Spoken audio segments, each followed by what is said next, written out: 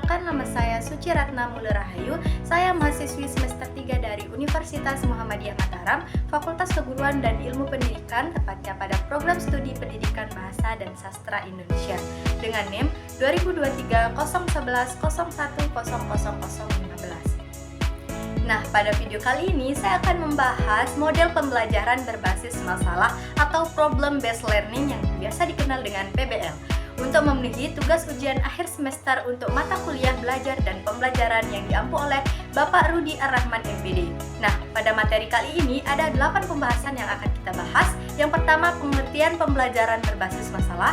Yang kedua, ciri-ciri pembelajaran berbasis masalah. Yang ketiga, komponen-komponen pembelajaran berbasis masalah. Yang keempat, konsep dasar pembelajaran berbasis masalah. Yang kelima, langkah-langkah pembelajaran berbasis masalah. Yang keenam, sintaksis pembelajaran berbasis masalah. Yang ketujuh, penilaian dan evaluasi, serta yang kedelapan, keunggulan dan kelemahan model pembelajaran berbasis masalah. Nah, langsung saja kita masuk pada pembahasan yang pertama, yakni pengertian PBL. Menurut John Dewey, pelopor dari PBL menekankan pentingnya pembelajaran berbasis pengalaman. Menurutnya, siswa belajar lebih baik jika mereka terlibat langsung dalam proses penyelesaian masalah nyata. Dalam PBL, guru berperan sebagai fasilitator, bukan sekadar pemberi informasi. Guru membantu siswa mencari solusi melalui pertanyaan pragmatik dan diskusi kelompok. Nah, pembahasan yang kedua yakni ciri-ciri PBL. Ciri-ciri PBL yang pertama ada aktivitas siswa. Siswa tidak hanya mendengar dan mencatat, tetapi juga melakukan eksplorasi, eksperimen, dan diskusi. Melalui proses ini, siswa mampu mengembangkan keterampilan pemecahan masalah. Nah, yang kedua, masalah sebagai inti. Masalah yang diberikan harus relevan, autentik, dan menantang. Masalah yang dirancang untuk memotivasi siswa agar lebih kritis dan kreatif. Yang ketiga, pendekatan ilmiah. Proses berpikir dedukatif dan induktif menjadi dasar dalam menyelesaikan masalah. Nah, penjelasan yang ketiga tentang komponen PBL.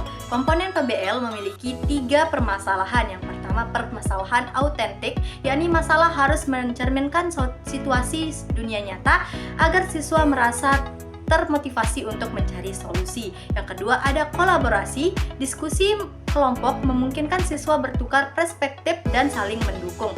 Yang ketiga, ada evaluasi proses. Guru tidak hanya menilai hasil akhir, tetapi juga proses berpikir dan kolaborasi siswa. Nah, penjelasan yang keempat tentang konsep dasar PBL.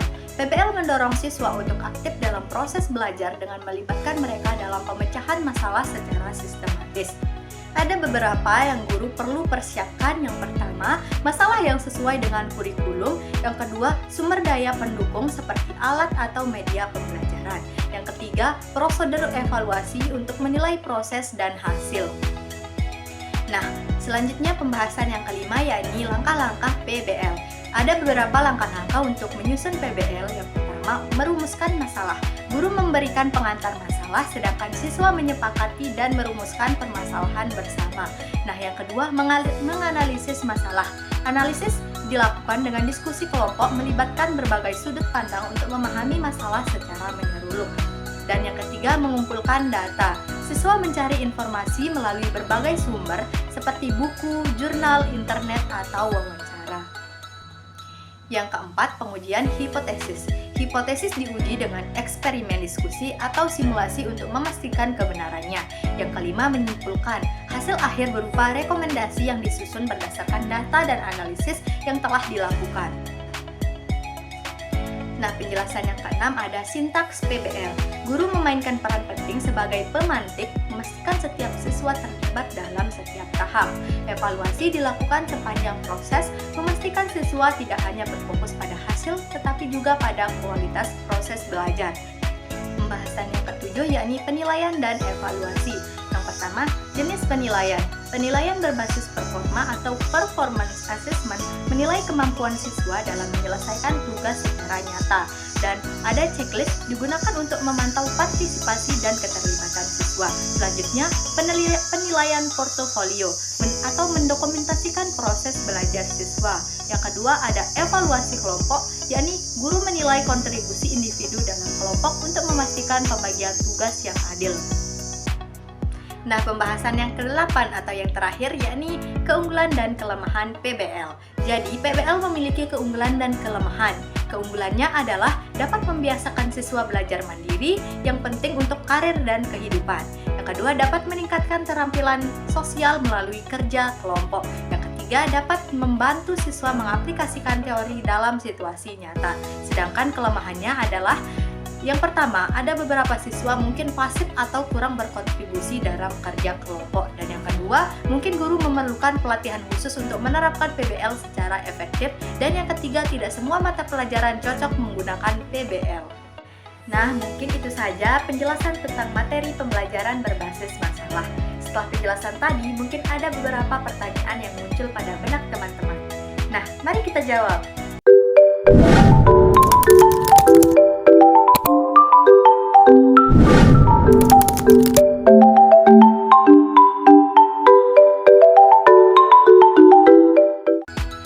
Nah, pertanyaan pertama, mengapa pembelajaran berbasis masalah dianggap lebih efektif dibandingkan metode tradisional?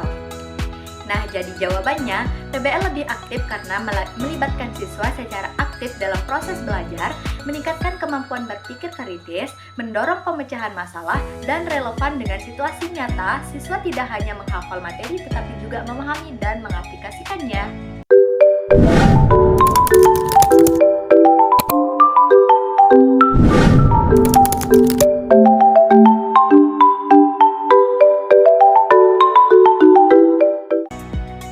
Pertanyaan yang kedua, apakah pembelajaran berbasis masalah cocok untuk semua mata pelajaran? Jadi jawabannya, PBL dapat diterapkan di hampir semua mata pelajaran, terutama melibatkan pemecahan masalah atau analisis seperti sains, matematika, bahasa, dan bidang studi sosial. Namun penerapannya harus sesuai dengan tujuan pembelajaran.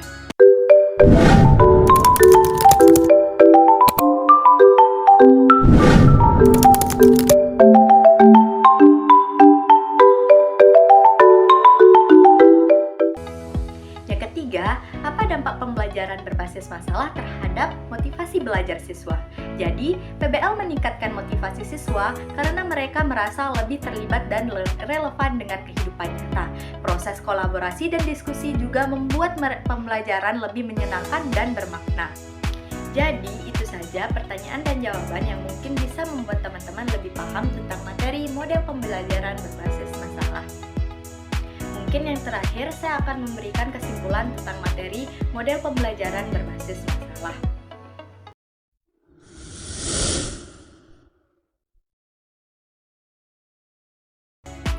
Jadi, pembelajaran berbasis masalah atau problem-based learning adalah pendekatan pembelajaran inovatif yang menempatkan siswa sebagai pusat pembelajaran dengan memanfaatkan masalah autentik sebagai pemicu proses belajar. PBL berada dari metode tradisional karena lebih menekankan proses pembelajaran yang aktif, eksploratif, dan reflektif. Guru berperan sebagai fasilitator yang membimbing siswa untuk menemukan solusi, bukan sekadar menyampaikan materi. Model ini juga mengintegrasikan teori dengan situasi dunia nyata, sehingga siswa dapat melihat referensi pengetahuan dalam kehidupan sehari-hari.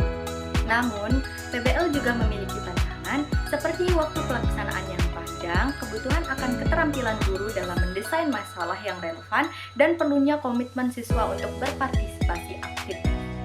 Meski demikian, keunggulan PBL seperti meningkatkan motivasi, kemampuan berpikir kritis, dan keterampilan sosial menjadikannya salah satu metode pembelajaran yang efektif untuk menghadapi tantangan dunia modern.